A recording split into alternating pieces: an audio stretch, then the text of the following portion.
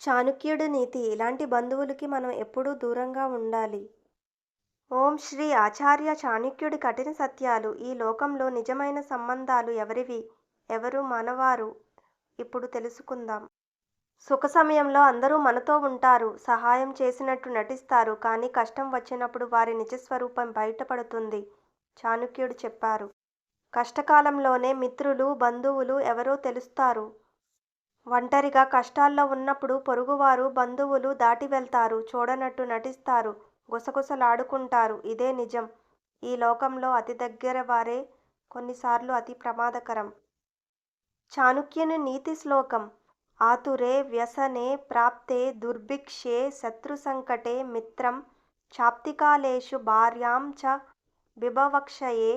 కష్టాల్లో, దారిద్ర్యంలో, శత్రువుల భయంలో నిజమైన మిత్రులు, బంధువులు ఎవరో తెలుసుకుంటాము.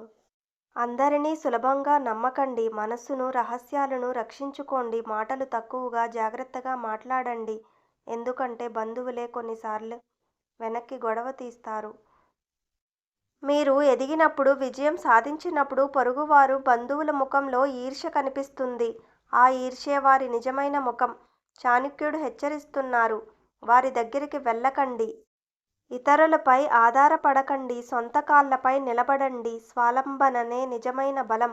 ఎవ్వరూ మనకు శాశ్వతంగా అండగా ఉండరు. మనమే మనకు అండ.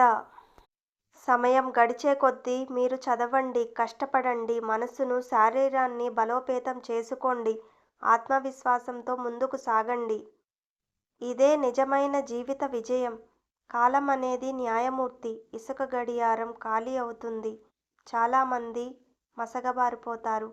కానీ నిజమైన వారు మీతోనే మిగిలిపోతారు. లేదా మీరు ఒంటరిగా బలంగా నిలబడతారు.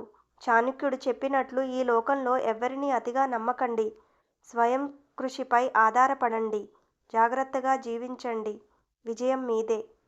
ఈ సత్యాలను గుర్తుంచుకోండి. జీవితంలో జాగ్రత్తగా అడుగులు వేయండి. లైక్ చేయండి, షేర్ చేయండి, సబ్స్క్రైబ్ చేయండి. మరిన్ని చాణక్య నీతి వీడియోల కోసం సబ్స్క్రైబ్ చేయండి.